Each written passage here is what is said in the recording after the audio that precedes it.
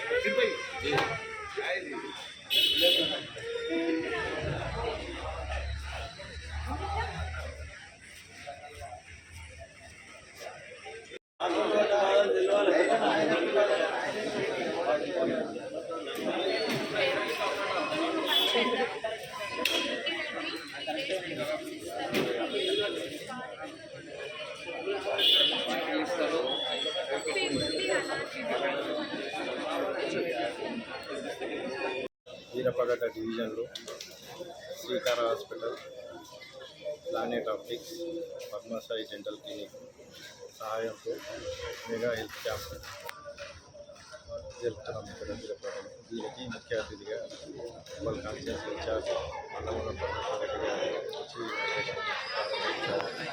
ఈ mega camp కారణం recent 2020 Covid తర్వాత చాలామంది మేజర్గా హార్ట్ అటాక్తో చనిపోతున్నారు. మేజర్ హార్ట్ అటాక్ ఆ విషయంలో ప్రజలకు అవగాహన జరగాలి. దాంతో వాళ్ళకు